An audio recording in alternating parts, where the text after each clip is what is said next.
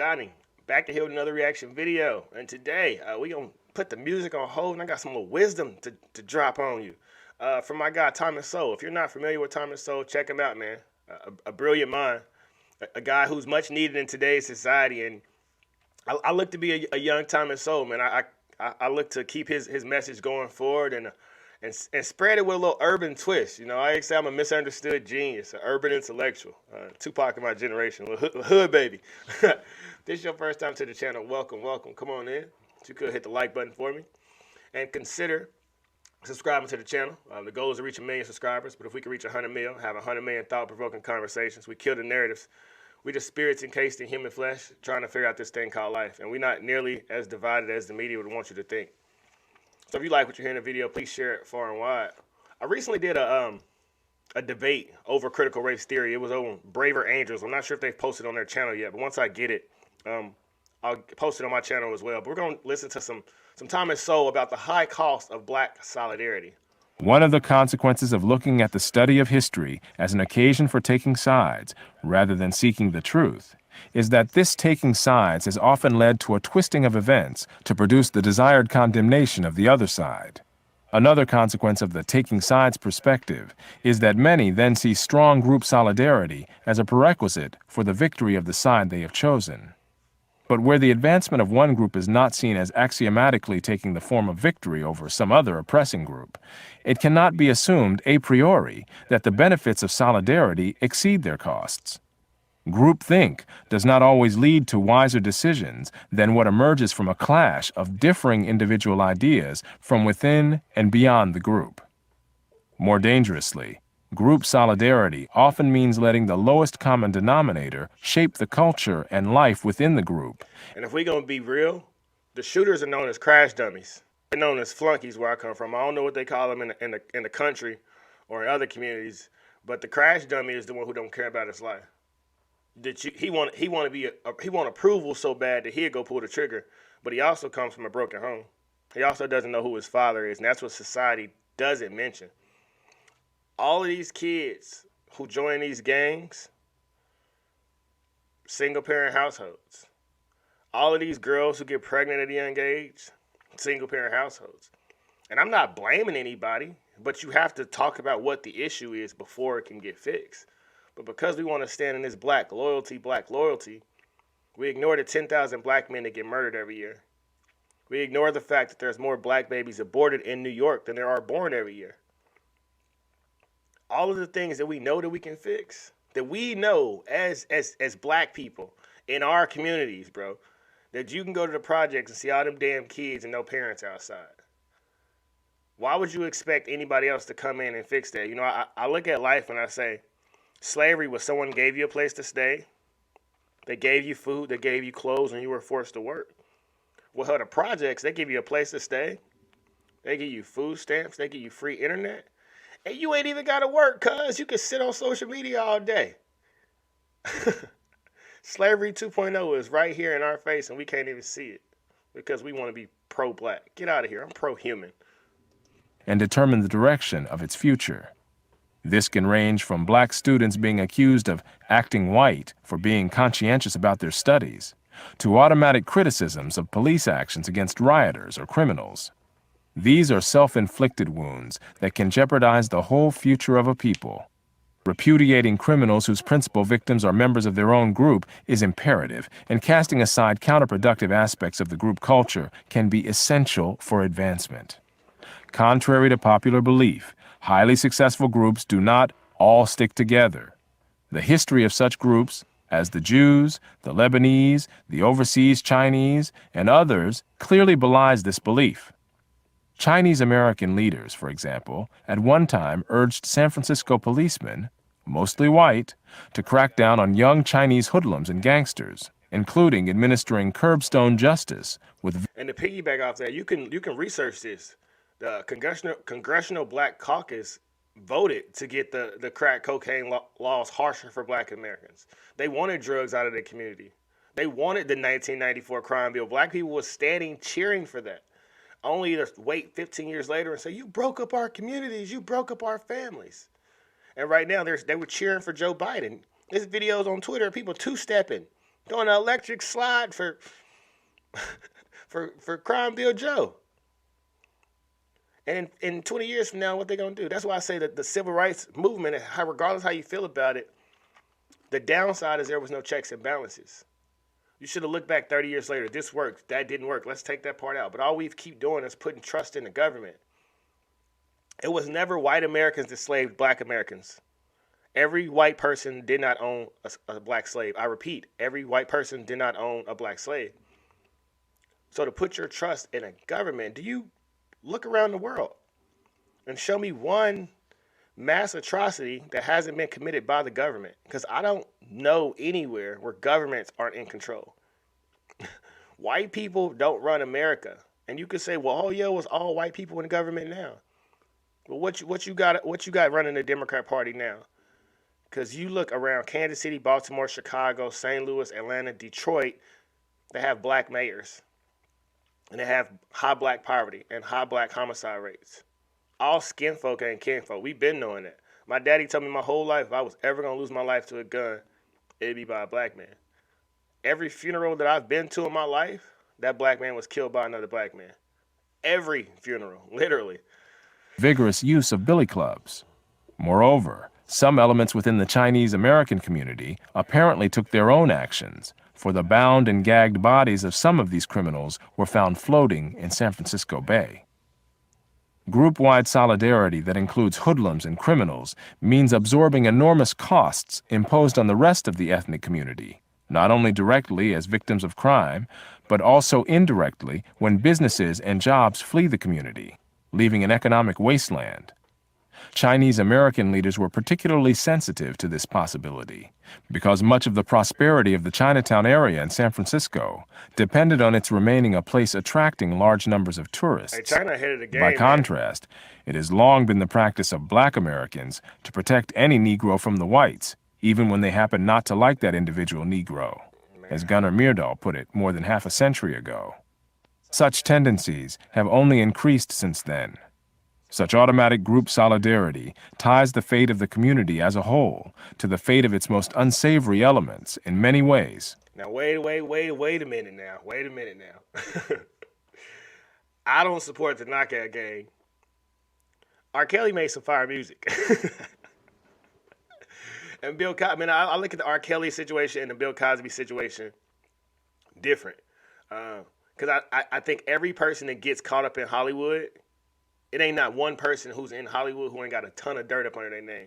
And the minute you stop playing that Hollywood game, they expose you. So that's why I think you should stay away from taking a check. But the R. Kelly situation is really, really unique because he was groomed for that environment by family when he was a really young age. That's why I say you got to read the backstories of these men. Bill Cosby, man, that was a documentary I watched from him from like 1960s. And I don't know what went on with him and that woman, but I'm an attractive man. I was a star basketball player. So I'm not about to play this game with girls. I'm not going to go into the detail or this and that. I just know I'm a very attractive man, and I've been able to have my way through life. And with wisdom, you gain things. And especially with this new movement, I challenge a lot of young men to practice semen retention because it's dangerous out here, cousin. Take that energy and put it somewhere else. Where attention goes, energy flows. But I just had to put that in there. I know R. Kelly. I think he out of jail. I can't remember. I think no, R. Kelly's still in jail. Bill Cosby's still in jail. But I was listening to Ignition the other day, Ignition Remix, Part 2, and it still sound good. It not only identifies the community with the acts of these individuals in the eyes of the larger society, to be in jail. It puts great leverage in the hands of irresponsible and criminal elements. And I always say that, man, these soft on crime prosecutors and stuff, they want to keep letting these people out because they're not terrorizing their community. I don't know not one black person who was happy with the killer getting out of jail and coming back to the neighborhood at all. But the liberals who live on the good side of town, they patent, yeah, we have so many black people in jail and this white supremacy and mass incarceration. My grandma always said, little boy, you do stupid stuff, you're going to go to jail or hell. That was from my grandma. My grandfather said, before you ever blame a white person for your problems, ask yourself, could you have done something different? My daddy has been to jail probably 50 times. I've never been to jail, not once in my life. Because when you got a strong male presence in your life, that is light years more beneficial than any dollar amount. Because I know a bunch of rich ass kids that are broken to pieces because they never had love and security. And my daddy made me bulletproof, man. I'm 5'10" by worldly standards. In my heart, I'm 7'6". I can do anything. I can accomplish anything. I can dunk on anybody. Ain't no fear inside of me at all. Whose actions can cause backlashes against blacks in general, whether in the form of political reactions, social isolation, violence, or simply the withdrawal of businesses from black neighborhoods, taking jobs and a tax base with them. Where a particular group culture is itself a handicap impeding the acquisition of the education, skills, and experience required for economic and other advancement, group solidarity can have huge and lifelong consequences with staggering costs. Even with such mundane things as the prices charged in local stores, group solidarity can obscure the causes of the higher prices which often confront lower-income people. The costs, created by crime and violence, are often... A true story. I went to Burger King. My son had a basketball game on Burger King on 106th and Blue Ridge. Like I said, I'm going to be factual so everybody know the truth. It's in the hood. I went there and asked for a cup of water. He tried to charge me $1.50 for a cup of water. For a cup of water. Now, mind you, the issue is that if you go to Overland Park or Roland Park or Shawnee Mission, they give you a nice cup of water. But in the projects, well, I can't even say that's the projects, but it's still an urban area where people are already extremely impoverished. You charging them for water. The people who don't have money is the ones you take more money from. It's a 35-cent card fee to use your card inside a 7-Eleven over there. They nickel and dime black people, but unfortunately, these areas are dangerous. They're more high risk, so you have to. So because you want to protect the criminals and the people around you and your friends and your cousins and free to bro, then you got to deal with these higher gas prices. Not gas prices, I'm sorry, but just higher prices in general. You got to deal with them charging you for cups of water. Because nothing in life is free. I know the government makes it seem like we could just throw stimulus checks here and food stamps here and free housing here, but everything is paid for by somebody, whether you know it or not. So learn gratitude and learn to be grateful, because somebody is making sure you have an okay life. Even if it ain't the life you want, it's still better than what you have if it was all on what you was doing in earth today. Often blamed on outsiders who charge these high prices, rather than on the local delinquent and criminal elements that create the costs which these prices reflect. Group solidarity may not only seal a group off from the larger surrounding society, losing, man. It may seal them off from the truth about the internal causes of their own problems, making a solution more remote. And LeBron James, man, like I said, I love him as an athlete. But he knows since he's been in the 6th grade, he's had a circle of men around him protecting him. Anthony Davis, my man right here, grew up in a 2-parent household. Himself and his siblings went to college. He knows the value of having his daddy in his life. And LeBron could talk about not having his father, but he's had men around him since the time they could see that boy could dribble. He got a commercial, if I'm not mistaken, where it's like 50,000 little white kids following him all to get an autograph when he riding his bike or something like that. But when you get so much money and you so far removed from reality, you think, when the last time you think LeBron James been in an urban environment? You think he ever felt comfortable in the hood? And that's the thing about this image that everybody wants to get on TV and portray being gangster. And they want to portray screaming black lives. That's not how life really works. I swear. I've been in urban environments my whole life. The gangsters don't walk around being tough. That's why all these rappers that's all over TV with guns, man, that ain't real. Because we understand there's a difference between the internet and what real life is. But LeBron is so far removed from real life, like so. He in Brentwood, if I'm not mistaken. Got 2 houses in Brentwood. Man, hey, this dude is so caught, and I don't blame him because everyone evolves. So next week he could pick up a Thomas Sowell book and start getting enlightened. Everyone opens their mind at a different time. We're all Pokemon in this thing. You know what I'm saying? Some Pikachus, some Raichus. Some Bulbasaurs become, what's the middle? Ivysaur, and then Venusaur. We got Squirtle. But then we got the LeBron right now is currently a Snorlax. He's asleep. He don't know what's going on in the world. He ain't got no clue. He just laying there just knocked. The prevailing vision is one of a solidified minority in a stance of defiance against the larger society, with minority leaders and activists ever ready to protest police actions against any members of the community. Outside intellectuals, celebrities, politicians, judges, and others who see racial and ethnic issues as a matter of taking sides may also adopt this posture in order to be on the side of the minority community, perhaps in order to atone for their own good fortune. But such a stance and such a vision impose great costs on the community that they intend to help, though these outsiders pay no part of any of those costs, and so have little or no incentive to scrutinize their social vision and its assumptions to discover their actual effects. As Malcolm X said, the white liberal is the worst enemy to the black man and to America. I train kids in basketball, and I went to one of the kids' house, and the dad came outside in a T-shirt that said reparations. He thought he was doing me a favor. White guy came like, "Hey, I'm on your side, buddy." And it's like, you paying me to teach your son to dribble a ball, bro? I'm winning. I don't need reparations. I learned how to dribble this ball on my own, and you paying me.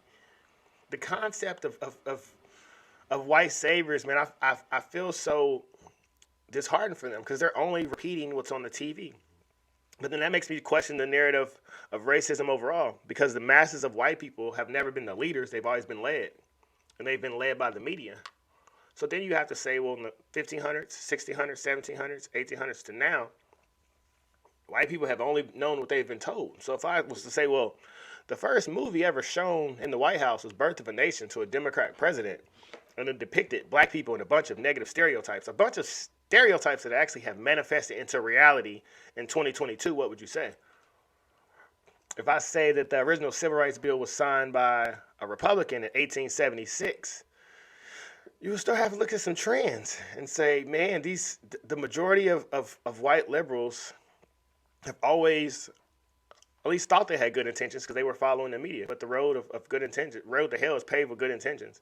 I mean, the Democrats had a one-party rule in the South for a while. You can look that up. All this is open, factual information. Black Americans could not attend the Democratic Party nor the Democrat National Convention before 1924. The masses of black people started voting Democrat in 1936. Not 1964 like they try to tell you, the party switch. All that's falsehoods. But once again, hey, like I said, we here to shine truth. The truth set you free. It may piss you off a little bit. That's cool. In Kansas City, we've been run by Democrats since 1991. I was born in 89. So my whole MF in life has been under Democrat control. Our schools didn't have accreditation. Babies didn't been shot. I got 2 friends personally who done had kids shot. My friend Jay, his I want to say his 4-year-old got shot and murdered. His 16-year-old got shot and murdered, and then his 17-year-old daughter went to jail for killing the guy that murdered the 16-year-old. This is real life. I've really been in this environment my whole life. So until someone speaks their truth on where they from and what that murder rate is like and how to overcome it, we're going to keep getting liberals say, just put this Band-Aid on top of it. Put this Band-Aid on top of it. Inner cities have been the guinea pigs for liberal policies. And then look how many people is leaving California. They don't want to deal with their own policies they create. That's why I say more people got to speak up and speak their truth, man. More black Americans like me. Like I'm not oppressed. I've never been oppressed. I never will be oppressed. Ain't nobody better than me. Ain't nobody outwork me. I can do anything. I can accomplish anything. And more men should feel that way if they out there. If you a man, you should speak up and say the same thing. And that's all men. Black, white, yellow, green, blue. You shouldn't, hey, you think Tom Brady feel like somebody better than him because they black? Hell no. No. We are competitive. We warriors. That's cool. I'm with it. Let's fight to the end. Do your thing. Thug it out. Hey, stand tall, man. Like the video, share the video, subscribe to the channel. Keep speaking your truth. Keep motivating people, man. Be the change you wish to see in this world. We out.